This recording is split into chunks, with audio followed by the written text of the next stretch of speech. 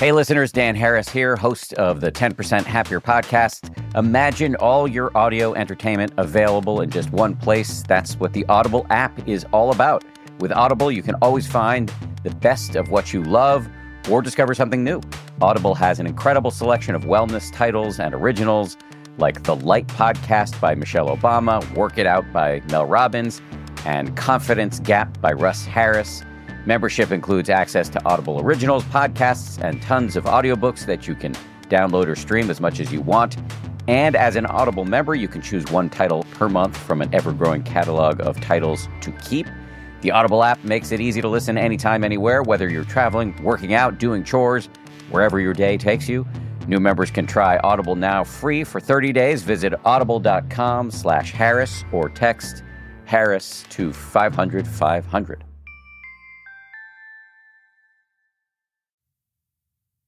The weather is cooling down a bit. The leaves are starting to fall. Yes, it's that time of year again, football season. And we all know the best part of any game day traditions are the ones that involve food. There's nothing like having everyone in your game day crew coming together to bring their best bites and argue over whose family makes the best chili. And while there's no need to mess with the perfection of game day classics, like a freshly grilled Oscar Mayer hot dog topped with Heinz ketchup and mustard, it's always fun to step out of your comfort zone and get creative with your recipes. Because there's nothing more fun than adding to your list of game day traditions, like making a creamy and delectable queso dip with Velveeta cheese that can be eaten with so much more than just chips. Now is the chance for people across the nation to find out whose game day eats reign supreme. It's your turn to show off your tasty game day food traditions. Go to www.gamedayfoodtraditions.com to share a photo of your game day food tradition to enter to win $10,000. Once again, that's www.gamedayfoodtraditions.com to enter to win $10,000.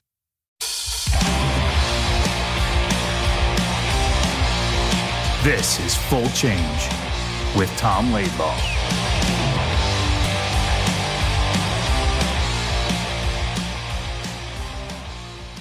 Tom, very pumped about this one. We got a great show today. We got an 11-year Ranger, former defenseman that you played with. Yep. We have the great James Patrick.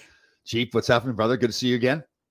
Great to see you. I watch you solo a lot of days, but I still really enjoy hearing some different tidbits or different recollections from the past. So so great to see you. This is again, we've had John Tonelli on here. He's another guy I respect totally, and you're in that category of people that I played with. That it's nice, that you've got friends and all that kind of stuff. But I really respected you the way you carried yourself, not just on the ice, off the ice, what you're doing now in your life too. So I'm really glad you're on the show here, brother. Thank you. No, I appreciate that. I feel the same way about you. Mentor, an influence, a real positive person to me when I started playing, and I even think what you're doing with your life. I'm really pumped about it. I think you've taken a great course. Yeah, thank you. It's worked out well. So you grew up in the rich part of Winnipeg? I did not. I grew up in a middle class neighborhood with a middle class 1960s, 70s family, 7 kids in a I don't know, in a middle of the road house. I look back at it as a cherished memories of life was fantastic. Yeah. I think in growing up in Canada in the 60s and 70s, I don't know, it was just going to school and playing sports. That was your life, being in the house with 7 kids and always drama, always someone getting picked on or something going on. Sure. And what is it? You and Stephen and 5 sisters? Is that what it was? Yeah. Wow. Yeah. I have 3 older sisters, and my brother, me, and then 2 younger sisters. Wow. Very cool. Very cool. So when you started playing hockey, were you a good player right away? You start skating 3 or 4 years old. First year I played, I was 6, just normal kid. 7 and 8, probably like 8 or 9, I started becoming one of the better kids in my little neighborhood. We played at community clubs, which were outdoor rinks in Winnipeg. Right.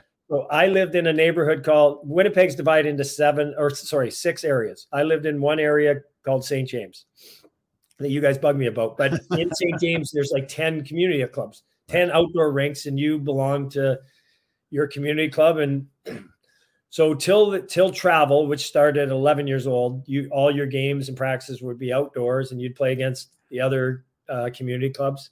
Yeah, I was maybe around 9 years old. I became one of the better players, one of the, I don't know, 3 or 4 better players, 9, 10.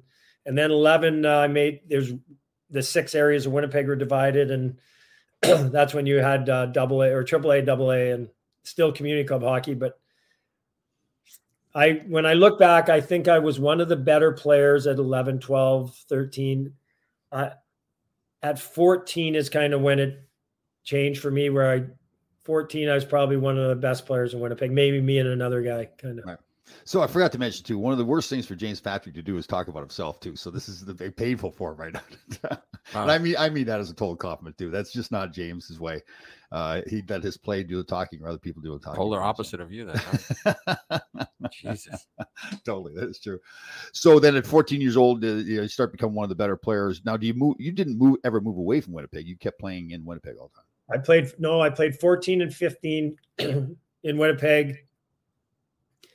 When I was 15, infamous name, Graham James, hockey coach, minor hockey coach in Winnipeg, who went on to successful junior coach and had, was, when it was later found out, probably the most famous coach in Canada, certainly, who ever took advantage of kids and sexually molested kids and abused kids. So Graham coached the team a year older from me. Actually, when I was like 13, 14, 15, he coached one age up from me. But I would get called up to play for them. When I was 15, I got called up to play for them throughout the year, and they had the best team, and they won the province of Manitoba, and then played in the Canadian Championships that I was part of the team. And it just happened that Winnipeg hosted the championships that year. So yeah, all 10 provinces in Canada were represented. And Saskatchewan was represented by Notre Dame College, which is a small school. And they were just starting to develop the kind of the top hockey program in the country. And so I was a 15-year-old playing for Manitoba, and my parents went, but my dad ended up meeting the president of the school. And so lo and behold, the next year I went to Notre Dame. Wow. So I moved away from home, lived in a dorm, a school. There was about 350 students. I think there was 100 girls and 250 boys. Wow. Was that 15 years old you did that? I went to 15. So I was grade 11. School was from, they had school, an elementary school, but then the college was from grade 7 to grade 12. But they also had a liberal arts program, a 2-year liberal arts university program. So there was about 20 university students. They had 2 boys' dorms, a girls' dorm. It was, I believe I would never have made the NHL if I hadn't gone there. Oh, really? Wow. The coaching was former Canadian national program coaches, but it was a town of 100 people, an hour south of Regina on the Canadian prairies. And it was, the school was largely made up of good athletes. They had a good football program, hockey program, girls basketball, and kids who parents couldn't control anymore, troubled youths. Oh, really? I didn't know that. Wow. It was incredible how it was operated. It was operated on a shoestring budget, where they had people even in running the school management positions, but the students did a lot of the work. Oh. You could have a different job every week. There were gym jobs, there were school jobs, there was kitchen jobs, there was dorm jobs. If you're on kitchen jobs, you had to clean up after 3 meals a day for 7 days. And so this is not, you're not paid for this. This is part of being part of the This is part of being a student. Wow. All the work was done by first-year students who were called new boys, and supervised by anyone second year or older, and they were called old boys. Oh. Wow.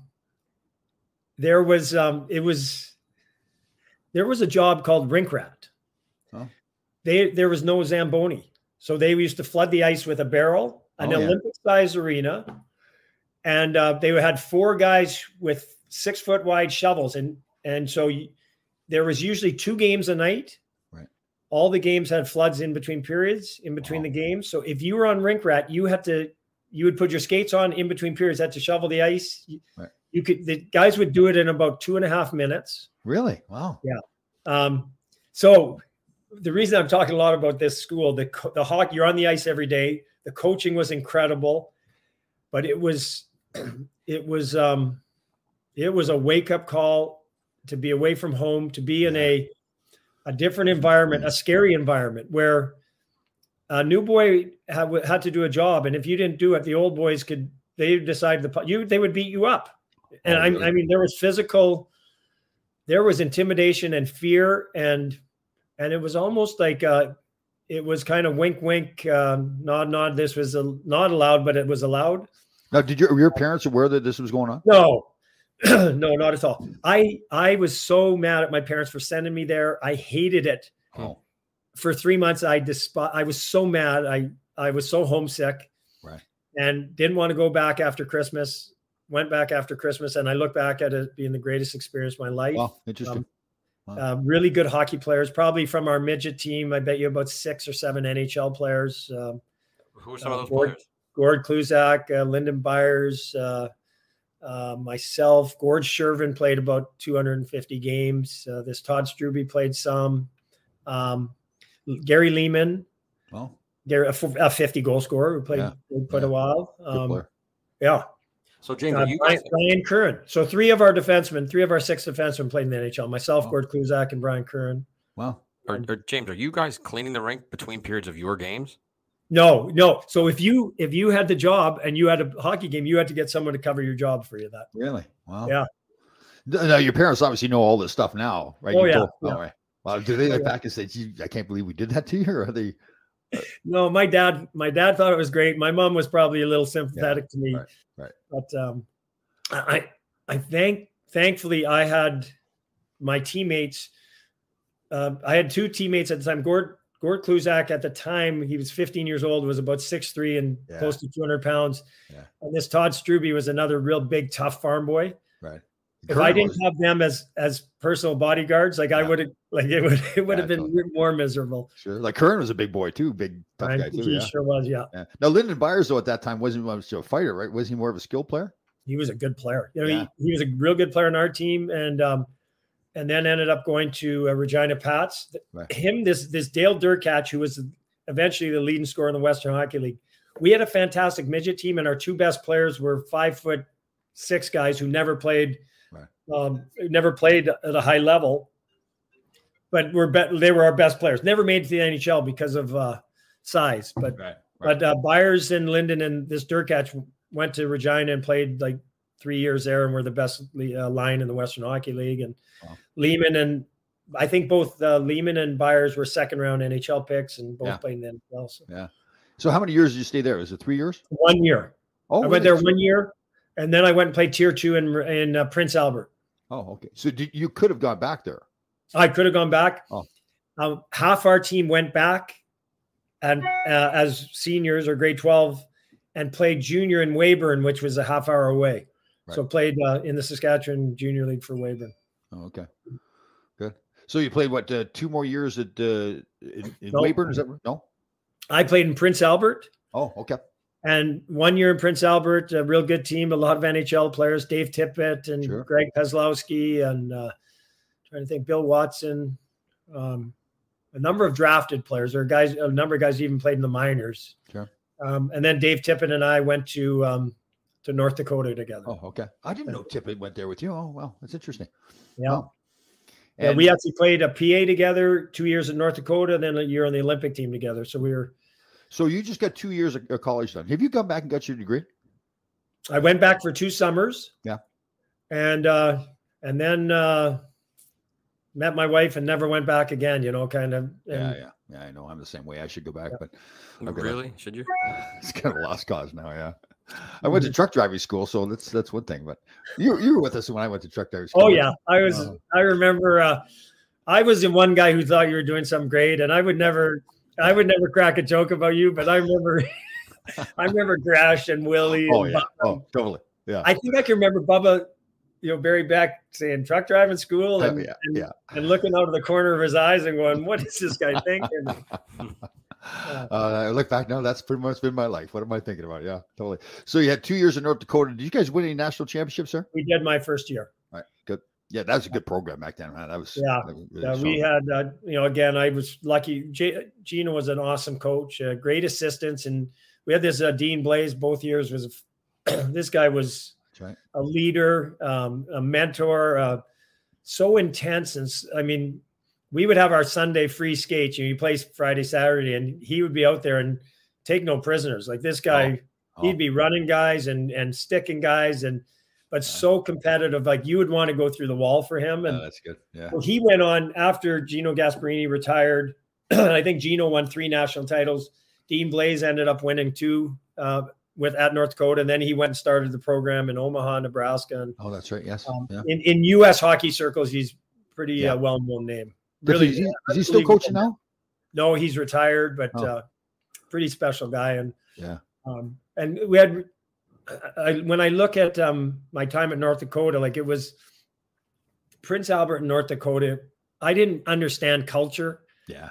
But now that because I'm so young and immature and naive, but looking back, like at North Dakota, we had Kerry Eads and Phil Sykes, who were fantastic captains, and that's right. they set the trend and the habit and the standard for how you behave, how you work, how you treat each other, and what's expected to be, if you're going to be on the team for a Fighting Sioux, a North Dakota Fighting Sioux, what's expected of you, and also, but being good role models, but good mentors to the young guys. Like that's what I look at that, and that's what I took from there. I played with Phil Sykes in LA there for a couple of years, and he was definitely, I mean, it's a total compliment to him. He did not have a whole lot of talent, but man, it was all about the culture, all about the team, all about the effort. Yeah, definitely. He competed and practiced hard. Oh, totally. Yeah, he did. Yeah, he's a good guy too. So you have 2 years in North Dakota, then you go play on the Canadian Olympic team for the '84 Olympics, correct? Yeah. Good. Yeah. How'd that experience go for you? Because Tom missed out on his Olympic team. I know. Holy heartbreaking. It could have been you 4 years before. You might have been the difference. There you go. Yeah, the Herb Brooks would be in the NHL. Yeah, that's right. So when I went to Notre Dame, this school, College of Notre Dame, it's called in Canada, and both the 2 coaches there. Were Terry O'Malley and Barry McKenzie, who played in the 64 and 68 Olympics for Canada. Right. Canada back then had a national program. Right. Both guys played some in the NHL, played some in Europe, and then came back, had their teaching degrees and started teaching. And one was a principal, one was a teacher at this small little college. Right. I didn't even know about the Olympics or the Olympic team up until when I went there, it didn't get a much. So I went there in 1979-80. Mm-hmm. This is when the Miracle on Ice. Sure. But our teacher was Terry O'Malley, who was 40 years old, and he was there for like the first 2 months, and then he left to join the Canadian national. I remember. Yeah, I remember that. Yeah. And so our whole school now we took so much interest in it, and I remember watching that Olympics intently. Canada had a good team. Like they finished 4th. They lost to the Russians like 6-4. Like they played. Yep. They played well, but obviously no one really noticed because of what the U.S. team did. But that's the first knowing someone who played in the Olympics, and kind of the way we were taught. Our coach was a former Olympian. It kind of instilled that, hey, this would be something that'd be awesome to do. And then obviously seeing what happened in 1980, I think it's the greatest upset in the history of sports. Yep. I was able in 83 to play in the World Championships against the Russian national team. I played in the Olympics 84, played a lot of international hockey. In 83, they had 3 of us amateurs and the rest of the NHL players who didn't make the playoffs playing in the World Championships in Germany. We lost 8-1 to the Russian national. Oh, is that right? Wow. They were on another planet. Yeah. And we both got to play with Pav and you played with Rob McClanahan and a number of Olympians who ended up playing against a lot of those guys. But knowing how good the Russian national team was, and they were just as good in 1980. Yeah. It's incomparable to another sport. Yeah. What they accomplished. So that kind of all that year when I was 16-year-old led me to wanting to play in the Olympics. So after my second year North Dakota, the Rangers, Craig Patrick called and they wanted me to come join the team. And I said I wanted to play in the Olympics. And Craig was very disappointed. Oh, really? Okay. I didn't know this. And even being, coming, Craig was the assistant coach on the 1980 team, but now he was working for the Rangers. They felt I was ready to play. I thought, yes, I wanted to play in the NHL more than anything my whole life. But at that time I had gotten in my head that this would be a lifetime experience. Sure. It would only delay it by maybe 6 months, which it did. That's all that happened. So. James, can you talk about your draft? Because you were highly touted, obviously, and then that was probably difficult for Laidlaw as a defenseman on that team, seeing you get drafted. Job security went out the window. I highly doubt it. I don't know. I don't think I was that highly touted. I was playing Tier 2 Junior A in Prince Albert. Most of the players come from major, junior, and college. At that time, most of the first-round draft picks. The year before, Brent Sutter was drafted in the first round. He played Junior A in the Alberta League. First round by the Islanders. So because I knew then I was going to university. You had to play Junior A. You couldn't go to the Western Hockey League. So was playing in Prince Albert. I didn't even know it was my draft year till Christmas. I came home at Christmas. Tom, I don't know if you remember, they lowered the age 1 year. Oh yeah. Between the 1980 and the 81 draft, they lowered the draft age. And I coach, a minor hockey league coach, I ran into him at the rink. I was home at Christmas and went to a rink, and he said, you're ranked in the Central Scouting rankings for the draft. So I'd heard that at Christmas. We had a real good team. And so maybe at the end of the year, after our season, I think 2 teams phoned me. I did not have an agent. Right. They phoned the team, and through the head coach, which was Terry Simpson, who also coached in the NHL after he left, he set up a phone interview. And I remember David McNabb of the Washington Capitals at the time, phoned me and talked to me for about 20 minutes, and someone from Toronto Maple Leafs. Oh. So I knew there was, this was so new, and it's so different now. Yeah. But I knew, okay, I'm getting drafted. I'm eligible to be drafted, and there's teams that ask me questions. I didn't know what round or where I would go. On the day of the draft, I had school. I had a spare the first class, and before I left for school, an agent phoned me who was trying to recruit me and said, "You just got drafted in the first round by the Rangers." And then he put Craig Patrick on the phone. Oh, and so that was, I talked to Craig for maybe 10 minutes. I went to school and I was super excited. Sure. What round did you go in? I went the first round. There you go. So in my draft year, I didn't know it was my draft year until I got drafted. They didn't bother calling me at all. Sent a pigeon. But who did call you when you did get drafted? Actually, I was working on a horse farm at another farm other than ours. They'd called my father and told him that I was drafted, and that was it. They just said, "Okay, we drafted your son." That was really the conversation. That's when he called me at the farm and told me I was drafted. That's when I said, "What were you at Northern Michigan at the time?" Yes, that was in between my sophomore and junior year. Yep. So it was a 20-year-old draft at that point. Wow. Me. Yeah, because the draft was you're a little older, and then they dropped it like 2 years. My father was like, I said, well, I told you the story. I love the story. Yeah. So I told him, I says, what do I do now? He says, get back out there and finish cleaning the shit out of the stalls. That was my draft day. And the Rangers never called me for months. I had to call them, find what do I do? And they said, get up there and play hockey, for God's sake. Shut up. Yeah, definitely. That's funny because I know I was so excited to get drafted, and it's, you hold it inside. I remember going to school and, your head is not in school, and I couldn't wait to see my 2 best friends from my team to tell them. I remember telling them, and it was like, they looked at me like, so big deal. Like, is that right? Oh, did they? Yeah. Oh, seriously? Like your first round draft pick and they didn't get excited about that? Well, it wasn't that big a deal, Yeah, I guess so. Yeah. But it is though in Canada. Just to get drafted is a big deal, but to go in the first round, I think it's so big now. Yeah, that's true. The hype and the attention and it's gone so blown out of proportion compared to what it was back then. Yeah, that's true. The draft was in Montreal. Like every year it was in Montreal. Now, it goes to different cities. I think just, guys in the first round might go to the draft, but I bet you half of them didn't. Right. Didn't even go, whereas now, guys, being an agent, guys in the 5th and 6th and 7th round are going to. Who was the agent called you? He was with Craig Patrick. Who was that? Art Kaminsky. It was Art Kaminsky. Yes, there you go. Yeah. And he ended up having a lot of the Rangers. Was he your agent? Yeah, I remember he came up to Northern Michigan. There was myself, Steve Weeks, I think Greg Tignanelli was also draft eligible. Sat down in the coach's office. His coach said, "This is your agent right here." I said, "Okay, I guess that's it." Yeah, he was. I wonder if someone was getting paid under the table. Yeah, no kidding. Yeah, and he ended up getting a bunch of us in these 4-to-1 tax write-offs too. That cost us all money. Yeah, he was a lovely gentleman. I know.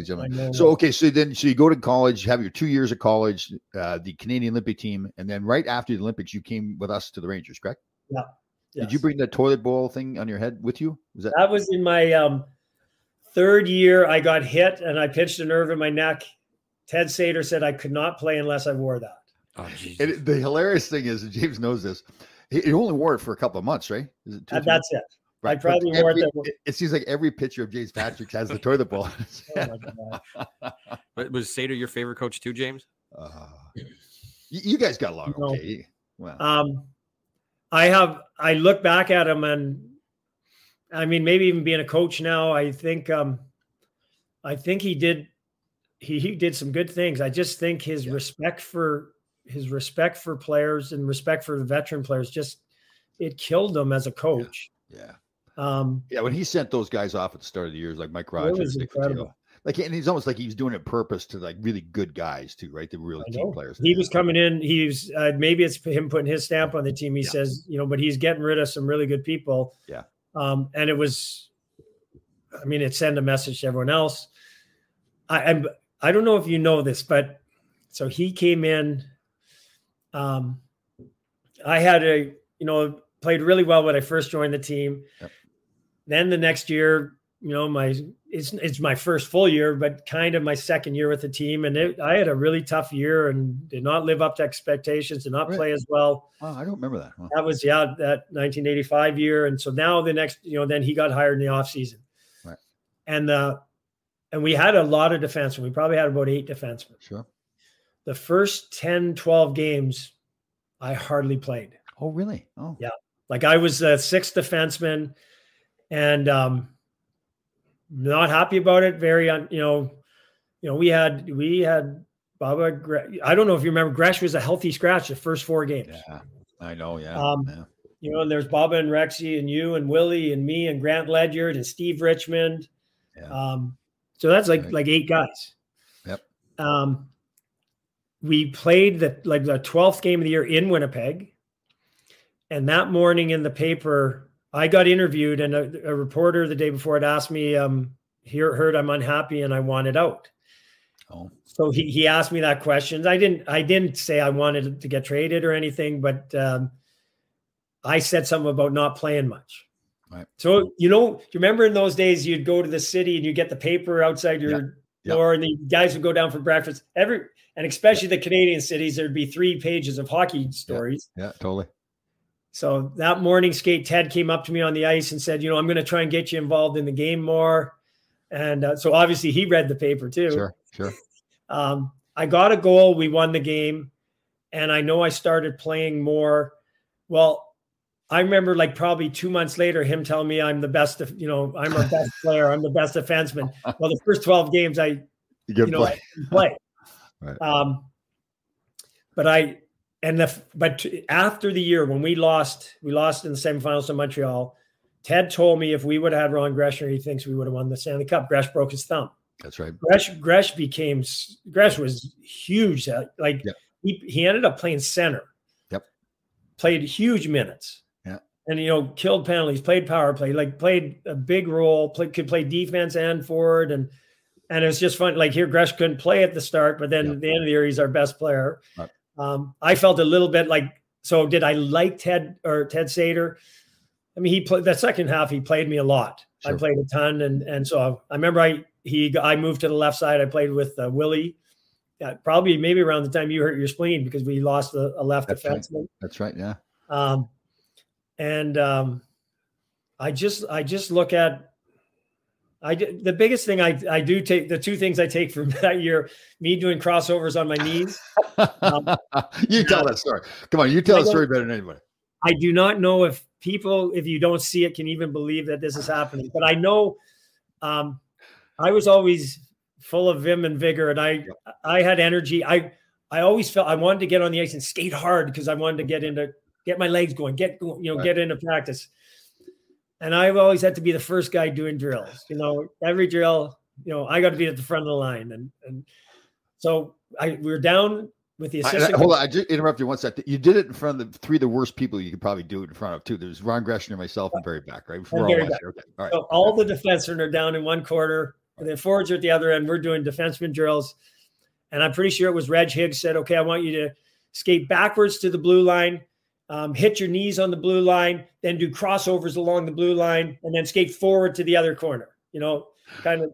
So, but that was his exact instructions. Okay, skate backwards to the blue line, fall to my knee on the blue line, do crossovers along the blue line, and then skate forward to the other corner. So I skate backwards. I go full speed. I fall to my knees. Then I start doing crossovers on my knees. We were dying. Oh, God. Which is impossible to do. Yes.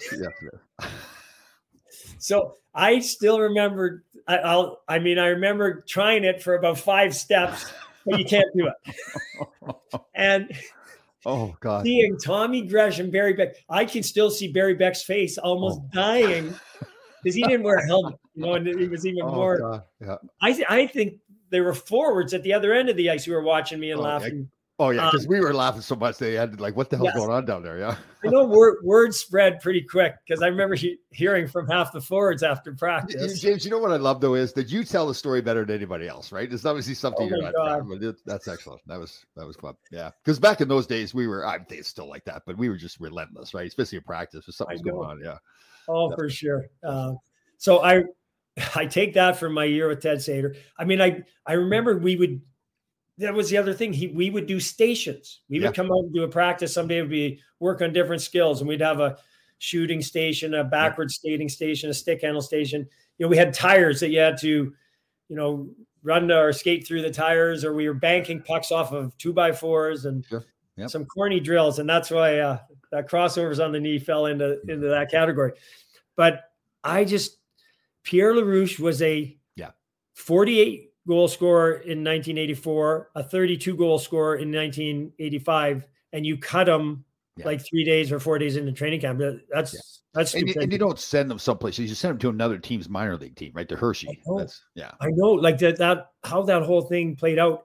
I can't believe Craig let that happen. Yeah, I know. And I do wonder, maybe Craig's neck was on the line. He hired Ted Sater, and now this is his last hurrah with Ted. And Mike Rogers, a former 100-point guy, maybe 2 years before, could make plays. And of all you can go through all four. Glenn Hanlon is character of character, competitive goalies, and Nick Vitillo is an icon.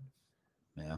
I'm saying you don't treat any veteran that way. I know. And like you said before, he's trying to put his stamp on the team, and you get that, but that's not the way to do it, right? You don't get the players' respect. These are adults or men. These are their friends. Yeah. Their lives, their families, a whole bit, their legacies. So that was, that sticks with me with Ted Sater. Yeah. Totally. So you had 11 years with the Rangers, correct? I think like 10 and a bit. Right. Yeah. So we went to the semifinals that one year. How did you ever get to the semifinals again, or how did the team do? No. We should talk about 92 though, because that was a great team. That just kind of. It was probably the best team that I played on with the Rangers. That was Roger Nilsson coaching.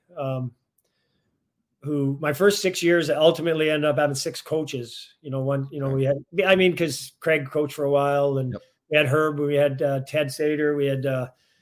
And then we brought Tommy Webster. That's right. And Tommy got sick, couldn't coach, and then ended up having Phil coach for a bit and Michel Bergeron. And so I think after Phil and Michel Bergeron left, then Neil Smith came in and hired Roger Nilsson right away. And awesome coach. Like Brian Leach is on the team at that point. Is Messi? Brian Leach was drafted in 88. And so I think Roger got hired in 90, 89, 90 around there. And then ultimately, obviously traded for Mess. And, but just, that year was, you can always say shoulda, coulda, woulda, but we had a fantastic season. We won the President's Trophy. We beat the Devils in 7 games and then lost to Pittsburgh in 6. The overtime game 4 just killed us because we were up 2-1. We were up 3-1 in the game with 5 minutes left, and they got a goal on the long shot and pulled their goalie, scored, and then scored in overtime. And we could have had a 3-1 lead in that series, and they came up. They won the last 2 games, identical games. I think it was like 2-2 or 3-3, and they scored in the last 5 minutes. Mario got hurt, and Yager was 19, I think, or 18 still, but he was, by the playoffs, he was pretty impressive. And is that what Graves / Mario? Is that how we get it? Graves / Mario. Mario broke a bone in his hand, and so he missed the rest of the series. And we had a lot of good players, and it was devastating to lose. What also happened that year, we went on strike. So the season ended, and we went on strike, and there was no hockey for 2 weeks, and no one skating. And, I just felt, then, so 2 weeks later, everyone started up again. You had like 3, 4, 5 days of practice and got into the playoffs. And every team, it was the same conditions for every team, but I just felt we lost some of our momentum and mojo by then. Right. But it was, great. Obviously, that's when Mike Richter was coming into his own, and Beezer was, still, it was a great goaltending tandem, and Leachy was now emerging as, a Norris Trophy defenseman. I think he won it that year, and him and Messier were incredible, and that was the one thing about Mess. We played against him. You played against him, your whole career. You played against him all those years, and I knew he was a great player. I played in the Canada Cup with him. For a guy his size, a 210-pound man could fly, like great speed. Yep. And we all know he could play intimidating, and he can make plays. But I played with him that year, I was amazed at how many plays, what a phenomenal playmaker he was. Oh. I think he ended up with 109 points. He could have had 150. Oh, okay. Like I wasn't the best goal scorer. He would set me up 3 times a game, and I'd hit the goalie right in the logo on his jersey. Yeah. But he'd set me up wide open, or, for breakaways, even like joining late, coming right down the middle. And sure. So obviously, that was the first year, seeing at a front row to seeing what a great all around player he was. So right. Pretty. So when you ultimately got traded, did you know that was coming? Yeah, I did.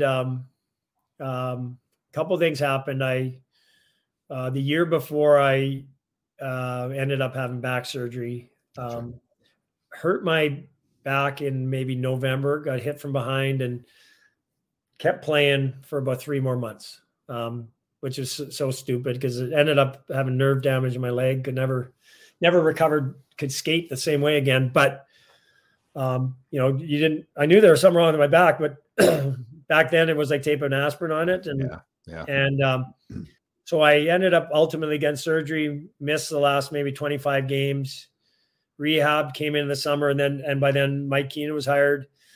And, in the first week of training camp, we played 11 exhibition games, and I dressed for 2 of them. Oh, so I kind of see the writing was on the wall. And so at that time in training camp, Neil Smith pulled me aside and said, listen, he said, I knew this was going to happen, but I don't know where, what's going to happen with Mike. And, a lot of times, he wants to move on from guys who've been here. Like Neil told me right to my face, you're the longest, you and Beezer have been here the longest. Right. Or no, Beezer had left that summer. Sorry. And he said, you've been here the longest. And he says, I don't know. We'll see how this plays out. But I'll do my best to find you a good place to play if I have to move you. So Neil told me that in training camp. Or like either training camp or like after the first game of the season. Right. That's pretty cool. So yeah, so first game I got I dressed for the first game and I got 3 shifts, one in the first period, one in the second, one in the third. And now, what's Keenan saying to you at this point? Is he not saying anything probably? Or well, I'll tell you what the first thing he said hello to me at training camp. I played for him in the Canada Cup in '87. Okay. Right. Me and Leachy we were skating and we came down to the train to Rye maybe about a week before training camp, put our stuff there. Saw him in the dressing room. He, shook my hand, said hello, how you doing?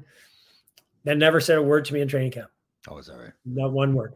And the very first game, Leach and Buka Boom were on, and then Zubov and someone, and I think it was Kevin Lowe went on, and then I was playing on the next pair, maybe with Jay Wells. I can't remember who I was with, but so they were almost coming off. Mike changed the defense and forwards. Right. So I'm standing up, I'm at the gate ready to go on. Yeah. And he looked at me, he said, "What are you doing?" Go sit down. I'll tell you when you're going on. And so I sat back down and, he just went with forward defense the whole period. We got on one shift. Wow. We lost the game. The next day we had no practice, but we had a meeting with everyone. And so you walked in and on the board, it said, number 2 meeting at 10:30. Right. Everyone had a 5-minute meeting. And in my meeting, he told me I was the worst player on the ice. Thanks, coach. I said, "How could I be the worst player on the ice? I played 3 shifts." And he said, "Well, that's all you deserved." So he said, "On your first shift, you could have pinched and kept the puck in." I don't remember that. So, but he said, if you play like that, he says you won't be here very long. So, he made up his mind. I played. I know I played maybe 6 games. The next game, I got an assist my first shift, and then I played regular. The game after that, it was back down to one game I played 1 shift, 1 game I played 2 shifts. Yeah. So I ended up getting traded. It was to Hartford, right? Did you go to Hartford first? Yeah. Who'd you get traded for? I think it was a 3-way deal. Oh. With Chicago and Hartford, and me and Darren Turcotte went to Hartford. And Steve Larmer ultimately came to the Rangers. That's right. Okay. Yeah, definitely. How long were you in Hartford then? 5 months. Oh, I didn't know. 5 months. Almost 11 years in one state. All of a sudden now you're 5 months and you're gone. Yeah. And got on the trade deadline, like a few days before, maybe 3 days before, got traded to Calgary. That's right. And we had a competitive team. We were in that playoff battle, and probably about maybe a week before the trade deadline, we had a West Coast swing and we lost every game. We went to, I remember LA, Anaheim, San Jose, Vancouver might've been on the trip. It was like about a six game road trip, and we lost every game. Oh. And came back and started trading away. That was kind of the start of, around that era when teams started trading off guys in their last years of contracts, which I wasn't. I think I had maybe 2 years left, but Michael Nylander, me, Zarley Zalapsky, that's right. A few other guys got traded. To Calgary, that's right. Yeah. Zarley Zalapsky, greatest name ever. So how many years were you in Calgary then? 5 in Calgary. Oh, okay. And was Sutter coaching then? Who was coaching at that time? He was my last year. Brian Sutter was my last year. I had Dave King, Pierre Paget, and Brian Sutter. Oh, well, okay. You got rid of a lot of coaches during your career. I'm great at firing coaches. Oh, good. And so how many years in Calgary then? 5 years? 5. And then where'd you go after that? Buffalo for my last 6. Oh, that's right too. Yes. Who was your agent, James? James, because Tom was an agent at the time, and you didn't ring him up. No, I had Herb Pinder. I had my original agent, and he's a good guy too, though. Yeah, you should not have changed. I'd love to tell you should have changed, but he's a good guy. Yeah, I thought he was good at his job too. Like, he was really good. I remember him coming in. A lot of agents don't do this. Like, you came in for your first practice, and he was there with you. A lot of agents don't do that stuff. Yeah. Yeah, no, he held your hand a bit, but he's very intelligent man. Has a law degree, has a master's in business from Harvard Business School. Yeah. He was family business. They owned like over 100 drugstores. That he was at 40 years old. He was the CEO of hundreds of $1 million worth of a company, and just he's been in the oil and gas business as an investor for the last 30 years, does a lot of work with that, but just a really smart man. Good man. Yeah. A good person. And a really good person. Yeah. I remember poor James came into the locker room where I played that the first time. And unfortunately he had to sit beside Ray Rutsalainen. And Ray Rutsalainen is the most fantastic guy ever, but he never spoke. So here's poor James in the new locker room, probably a little bit nervous. He's sitting by right, like nobody's having a conversation with him, whatever. So I came over like a smart ass and I said, listen, if Rexy starts talking too much, just let me know. I don't remember that, but I do remember sitting by Rexy. Yeah, definitely.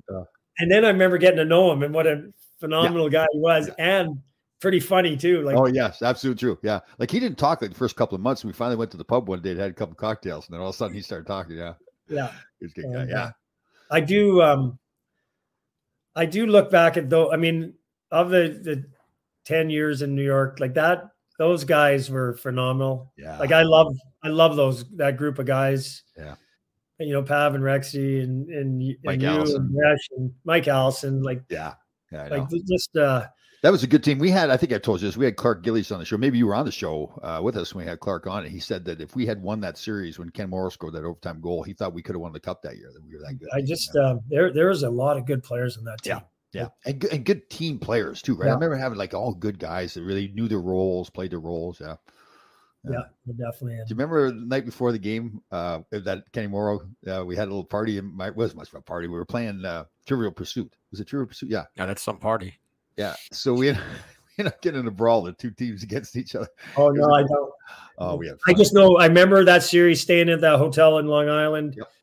Having the team meal, and now everyone was in there, like even some scouts and Craig, and guys were having beers, and they brought in a masseuse. You could go up and get a massage, and like it was just at that time of year, like you're in as good a shape as you're going to ever be, and it's. Do you remember when Craig brought in the sports psychologist? I will never ever forget that. No, he wasn't a sports psychologist. He was a guru. Yeah. He was like an Eastern medicine type of guru who had a vision. This guy was walking through the street somewhere and then had a vision that the Rangers were going to win. And he got a hold of Craig Patrick. Oh, I didn't know that part. Oh, yeah. Wow. And Craig, brought him in, and he was all about positive energy and mysticism. And like, he was so far out there. I think there's positive energy is a great thing, but he was, I know. Remember we had Robbie Fatorik on the team, right? And he made Robbie Fatorik's Mr. Discipline. And somehow we got into asking the guru what his qualifications were. And he pulled out that green card from his wallet saying that he had a degree in surgery from the University of France, which Robbie's head just turned purple at that time. He's like, this is not cutting it. And remember, I had just lost my spleen, or had the spleen surgery. And he knew I wasn't believing this guy. At the end of the meeting, we've been there about 2 hours, and he says, and the energy from the universe comes down into your spleen to your body. And your brother was sitting right beside me. And the guy goes, do you believe that, Tom? And your brother goes, just say yes, Tom, just say yes. You get over there. I couldn't do it. I said, no, I don't believe that. So he goes on for another hour. The guys were not too happy with me for continuing that, but that was funny. And I got to be careful because Craig's a fantastic person. So I didn't know that part that he'd contacted Craig. I thought this was Craig's guy that he was bringing in. But. I think that was my memory of it, because I remember this guy telling the story. Yeah. That's funny. Had a vision.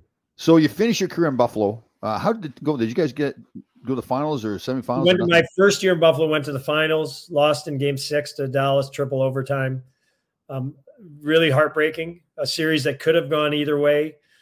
And they had some high-end players. Hasek was our superstar. Right. Hasek didn't win us. He was outstanding against Ottawa. Oh. Unbelievable in the first 2 games. From that point on, we outchanced or outplayed. We dominated. We won the first 2 games because of Hasek. The next 2 games, we blew out Ottawa, win the series in 4. Right. We beat Boston in 5. We outplayed them. Right. And I mean, so Hasek is the greatest goalie I've ever played with. But, everyone thinks, well, you guys had Hasek, that's why you went to the final. No, we outplayed, we beat Toronto in 5 games. Wow. We had underrated good players. Zhitnik and Schmelik were as good defensively as any 2 defensemen, maybe I'd played with. Right. A lot of depth. Mike Pekka, what a good 2-way player. He was a tough guy too. Yeah. Played hard. That guy, pound for pound. Yeah. The hardest hitter and could skate. Right. Like, was way better. Like, that guy, he could fly. Yeah. He could play against anyone. And, Shatan and Grosek and Jeff Sanderson, Brian Holzinger. Like we had Joey Juneau was just Stu Barnes.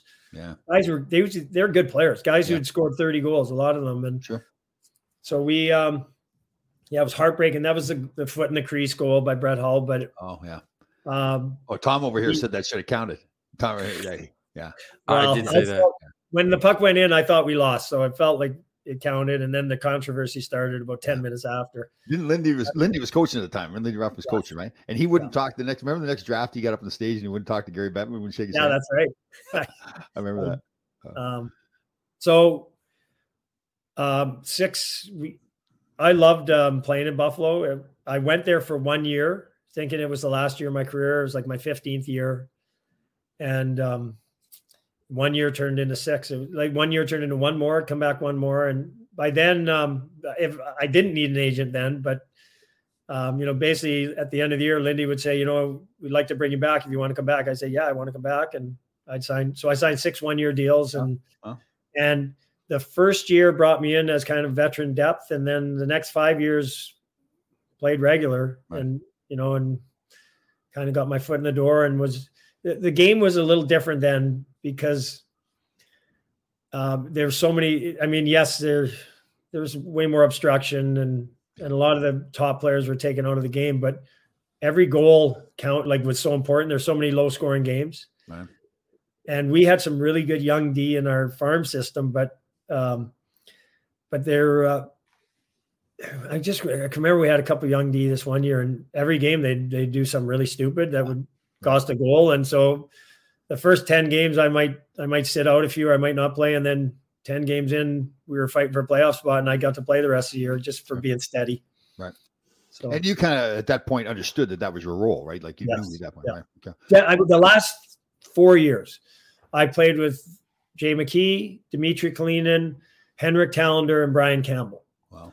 All in their first year. So I knew my last 2 years, I think I played with Brian Campbell, who was, he played maybe 2 years in the minors, then came up with us, could skate, fantastic skater, had to learn how to play in his own zone. Right. But this kid wanted to learn. After every shift, he'd ask me what he could do different. Like I really enjoyed playing with him because he wanted to get better. But that became my role. Right. So obviously Lindy Ruff, the coach, and the organization sees that this is happening, right? That you're really like an assistant coach still playing. Right. Yeah. You know what happened? And I think about, when I was 35, 36, I didn't think I was going to be a coach after. Right. I wasn't planning on that or thinking that. Kind of became this mentor, but I had seen some older guys throughout my career, and some of them were good players, some of them super competitive players who had good years or great careers or good careers, wanting to hold on to their job so bad that they would be super negative to young players. Sure. They'd go up. I remember this one forward in Buffalo who would backstab. He would do anything he could to make it harder on a young player. And I know in his head, he was thinking, fuck, they're not taking my job. Yeah. Yeah. And my feeling was, if this guy plays better, he makes me look better. Sure. And especially maybe it's easier being a defenseman in a defense partnership, a pairing. And so it just kind of, again, morphed into, I'm going to do everything I can to help this player. And I was 40 years old. I was playing with Brian Campbell, and I know I couldn't skate as well, but I could still move a puck and could defend and had vision. And I used to say, like, I get the puck, I'm going to bring one guy to me, and then I'm going to try and skate at the guy who's kind of on your side, and you get in the middle, and I'm getting you the puck. Sure. And then he would wheel it out of the zone. Like we formed a pretty good partnership there. Yeah. And he made me look good, like, because he could go back for pucks that, faster than I could, and I could be the steady guy. Right.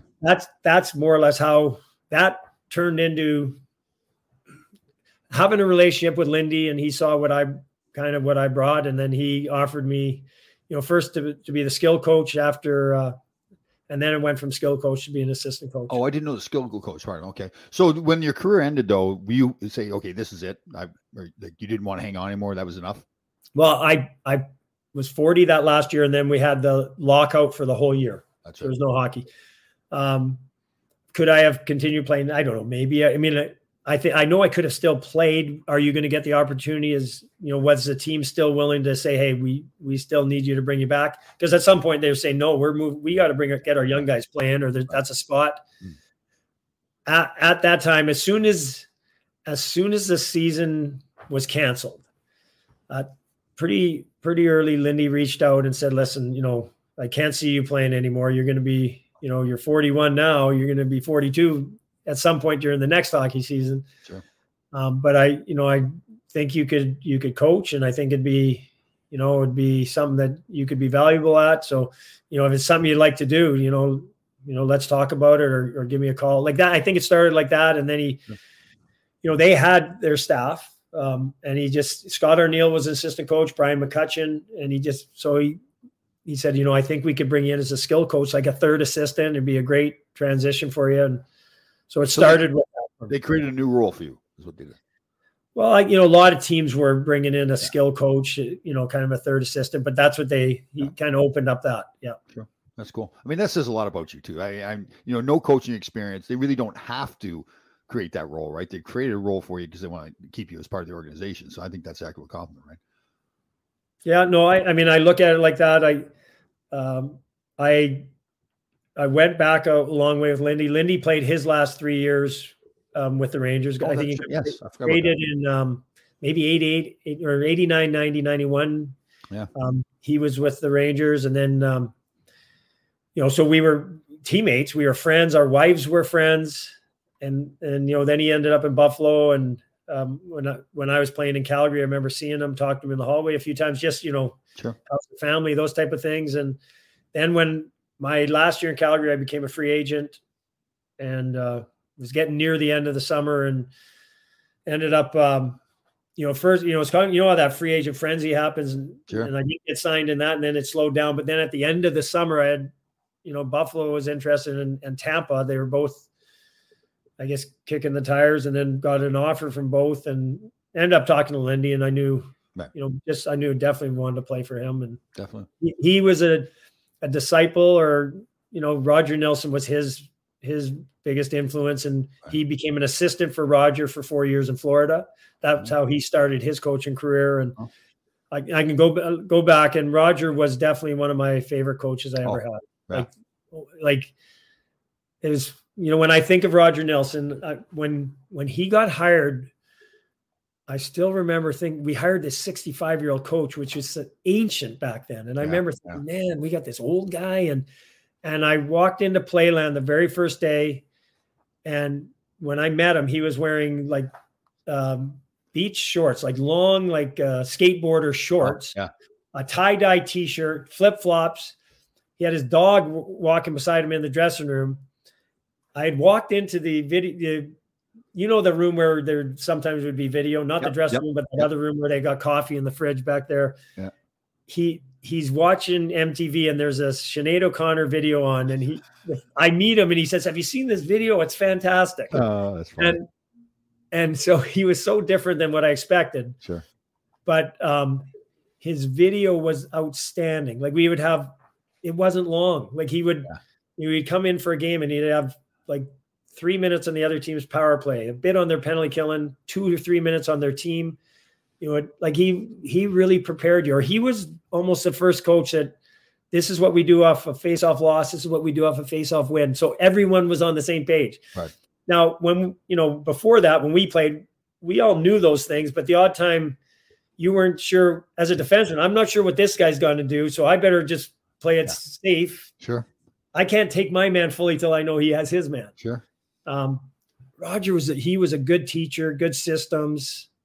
I just thought a really good person. Like he would get upset, and as mad as he'd get, he'd say, "For crap's sake, come on, guys," But he didn't belittle, embarrass guys. A lot of positives there. So when I ended up in Buffalo, I knew Lindy as a person, but I also knew he'd coached with Roger, and they were extremely extremely close, and so I was excited to go and play for a player. And how many years did you coach with Lindy in Buffalo then? Coached 8 years in Buffalo, and then 4 in Dallas. Right. How did you do in Dallas? You guys ever get close to winning? No, we went to the second round, lost in Game 7 to St. Louis. Wow. St. Louis went to the semifinals that year. So I was actually just in Dallas a little while ago. I know. I saw the pictures. And how was it? -5. -5. Okay, you were. We don't know this for sure, No, but I clearly was minus. Yeah, we were getting spanked 8-2 late in the game. They let us back in the game. Yeah, but great. Did they have the alumni room when you were there at the practice facility? I think they know. I know they built that alumni dressing room for them at one of the places, but that wasn't there when I was there. But Bobby Basson, yes, what a fantastic guy. Yeah, really good. And I know he runs the alumni. I don't know. Like who would have played on their team? Like I know he's there and Ludwig's there. Gerald Didick. He's been stung by a few bees there. He's allergic to the bees. He's a big man. Yeah, he's funny. So Ed Belfour skated out. Marty Turco was there. Did not play. The goalie that may have, I can't remember. Kerry Lettinen was there. Actually, he played too. He just retired. Vern Fiddler, who hadn't retired very long ago. Bobby Nation. Did Fids play? Yeah, they played. Yeah. Yeah, so like I've played 30-some years ago. This kid's out there hadn't played. He's just. Well, that's what I'm saying. I was going, who did they have? Like, but Fids is. I'm good friends with Fids. I coached him. Oh, I didn't know that. Oh, yeah, awesome. Good guy. I talked to him a little bit after the game. We had a short little chat after the game. Good guy. Yeah. Yeah. Al Secord was playing. He never played for Dallas, but is settled in that area now. That's right. Yeah. So yeah, they had a good team. It was good, a lot of fun. They do great stuff for charity. They had like a soup kitchen. I think their charity was for. But Basson's a fantastic person. Yeah, he really is. He's and so Gravy and Joey Mullen and Matteau, Kovalev, Kasparidis, myself. That might have been all the players. Yeah, those players. But it's funny. Yeah, we had Brian Mullen, myself, and Adam Graves all got the bald heads now. I know. So, I saw the picture. Oh, you see it? Okay. Yeah, that's funny. That's good stuff. So I saw the comments too. So. Oh, yeah, totally. Yeah. So you had 4 years in Dallas, and then you guys, did you go right back into junior hockey right away after you're in Dallas? Yeah. What had happened? Long story. So we coached the 4 years in Dallas. And last year we didn't make the playoffs and I had a gut feeling, you have high expectations and we the year before went to the second round. We had a good team. We had good players. Our goaltending really killed us the last year. So we ended up getting fired. And so, definitely wanted to still coach. And so basically when at the end of the year, you start looking at the other teams that are going to be hiring new coaches. And there's every year that carousel goes around and there's 5, 6, 7 new head coaches. And then when that takes place, sometimes, it happens within a week. Sometimes it's a month after the season ends. But that some new coaches are hired. And so I started putting in a couple of calls to some of the new coaches at that time. And one of them was Gerard Gallant got the job in Vegas. So that was the year after we got fired in Dallas. And but I called George was the GM and Kelly McCrimmon was the assistant GM. So I called Kelly. To get Gerard's number, but Kelly said no. Gerard's already hired his assistants. He's bringing two guys from Florida. Right. So I remember I talked to Rick Tocchet in Arizona, and it looked like there's a good chance of something being there. We talked about coming in to interview. But when I ended up talking to Kelly McCrimmon, Kelly had been owner, coach, GM in Brandon for, he'd owned the team for 30 years, but kind of coached GM for the last 20 maybe. Mm-hmm. And now he was in his second year in Vegas. He'd sold his team, but he asked me if I'd ever consider coaching junior. And I said, yeah, no, I would for sure. I loved coaching in the NHL, liked being an assistant coach, but you always wonder what it's like to be a head coach. Sure. And so he had known that these two Winnipeg businessmen who were looking to buy a franchise, he thought they had at that time they had just bought a franchise and he thought they were going to let their coach go. And he said, something might come up here. He said, would you want me to put your name forward? And I said, yeah, I'd definitely be interested. So that's kind of how it initially started. That was at Kootenay, correct? This Kootenay Ice? The team was Kootenay Ice, and this businessman and his partner from Winnipeg ended up buying the team. The businessman ended up being Gresh's nephew. Yeah. which I didn't know at the time. But so started talking to the general manager. We talked for about 3 weeks on the phone. Talked for a week. He wasn't sure if they were even interested in making a coaching change to, and then pretty early I said, well, I don't want to be talking to you unless there's an opening, and I don't think it's fair to the guy. And he said, yeah, as soon as we do something, if we do something, I'll get back to you. So that kind of was the first conversation, but then they let the coach go. And then the process played out over the next 2 or 3 weeks. And while, I ended up eventually getting offered the job. By then I'd left Dallas and was back at my cabin. So he asked me to fly to Cranbrook on the owner's private jet. So I drove to Winnipeg, the private runway. I get on the jet, just me and the owner. And the whole flight, he does not tell me who he is or. Oh, doesn't know. So he doesn't know he's Gresher's nephew. I have no idea he's Gresher's nephew. Okay. I know, he knows hockey. He played college hockey in Boston, like Division III. Right. I was asking him all about his businesses. He's, owns call centers around the world, and they do a lot of consulting work with businesses. But he's obviously aware that you and Gresher played together. He knows that. He knows the whole history. He knows that. Him and Gresher have talked a lot, and he told Gresher, do not say anything. Oh, okay. Till we're not sure whether we end up hiring this guy. We literally land, and he goes, my uncle played in the NHL. And I go, really? I go, when did he play? He goes, he played from, I think, 74 to 90. Yeah. I said, well, I played against him then. I said, what team did he play for? He goes, he played for the New York Rangers. And I go, okay, then I played with him. What's his name? And when he said Ron Gresher, I just about died. That's funny. And I said, okay, why didn't you tell me this before? And he goes, well, we wanted to keep a secret. I coached him at hockey school. Gresh had his hockey school in Poughkeepsie. Oh, yeah. I went up one year for 2 weeks and taught at Gresh's hockey school. Right. And the nephew was there. Oh, the nephew, Gresh's sister and 2 boys were there. We all stayed in Gresh's old farmhouse. Oh, that's funny. So anyways, that's how I ended up coming to coaching junior. We played 2 years in Kootenay, and then they moved the franchise to Winnipeg. Right. Her hometown. Yeah. And it's been, it's been fun. It's been interesting. It's been fantastic learning experience. Right. James is very humble, as we know. He won Coach of the Year last year in the Western Hockey League. Or was it the CHL? Was it the whole? Oh, just Western Hockey League. That's right. So I asked him about this, and he just ignores the whole thing too, right? We were doing a show before together with Larry Melnick, Ron Gresher, and myself and James, and it was a little bit more off the wall. Zany, wacky show. Yeah, it wasn't really James's thing. He's a head coach, so we have to maintain a certain level of intelligence, which we were not doing on that show. Didn't you put like a toilet ring around your neck on that show or something? Didn't you do that? Yeah. Did I put something around my? No, I didn't put it. No. James, I'll tell you though, honest to God, I mean this very seriously. First of all, thank you for coming on the show and tell us your story.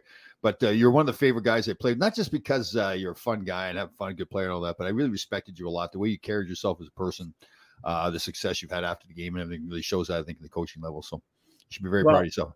Oh, thanks. I didn't know I'd be a coach. I knew I wanted to do something. There's a few things I was looking at, but. Man. Any regrets, James? Any regrets at all? No.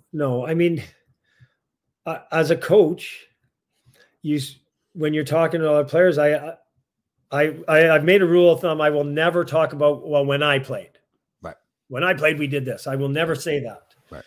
But I do say, I wish I knew a lot of these things when I was your age. Yeah. Geez, if I knew this when I was 18, if I knew this when I was 20. Yeah. And I wish I knew. I know I tried my hardest. I know I prepared and I tried my hardest with the knowledge I had. I did dumb things. I did stupid things, even preparing, or I did selfish things. I know now we have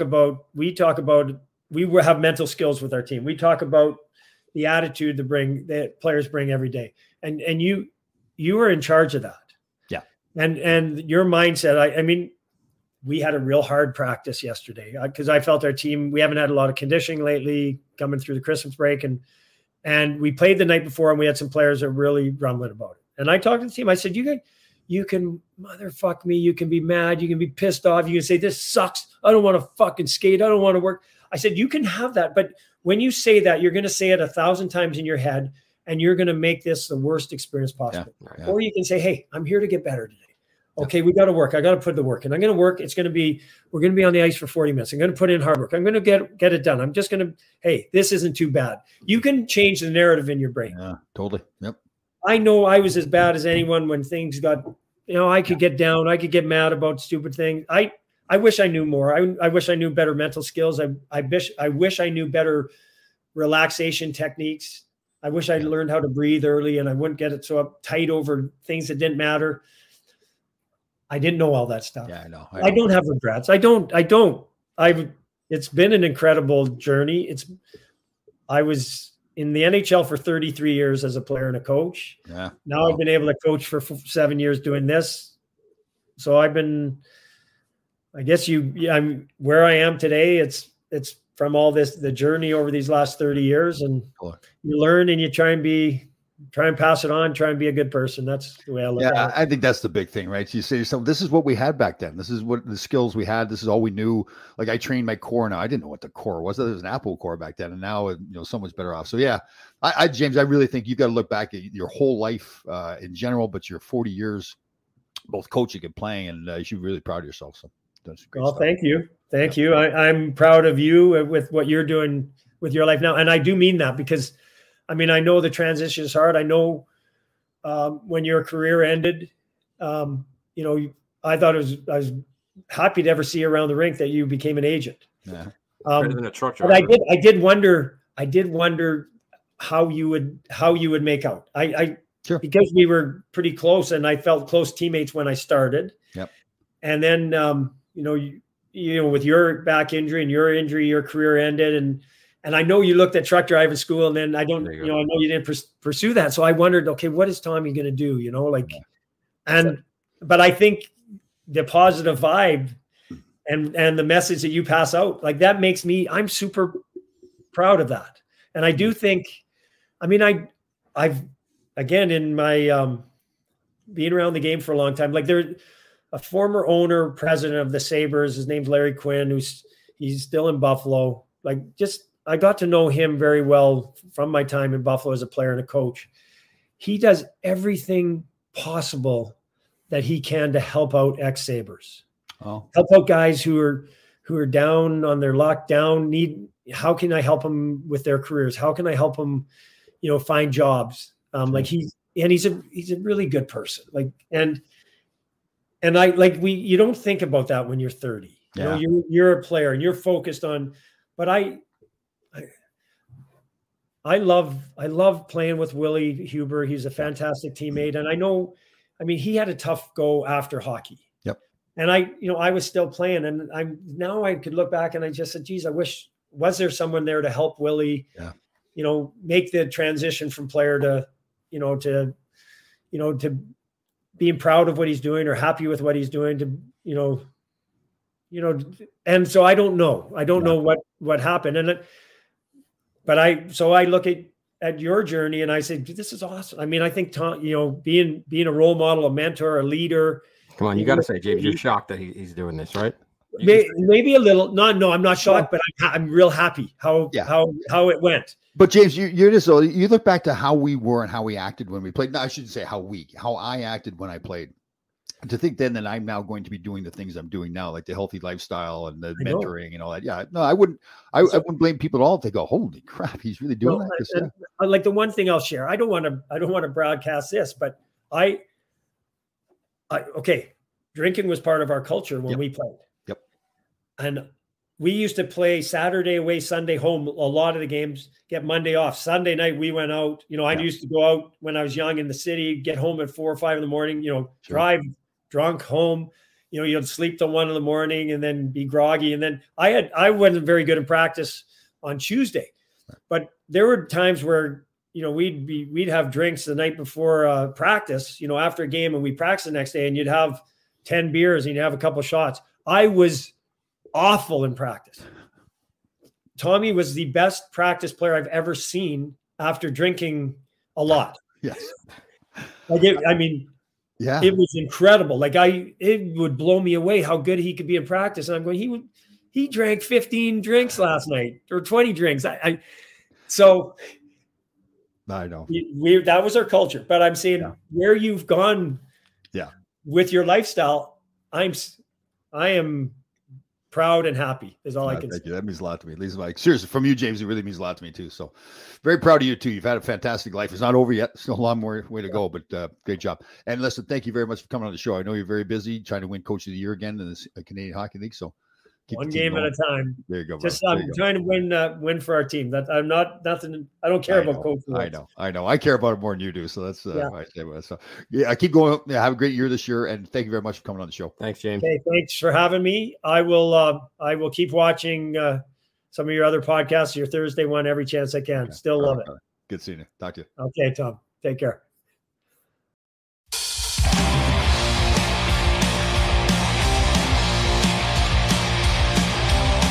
Well, that was awesome, Tom. As a kid who was a Ranger fan, that was cool, and it's great to see like the love between you and James.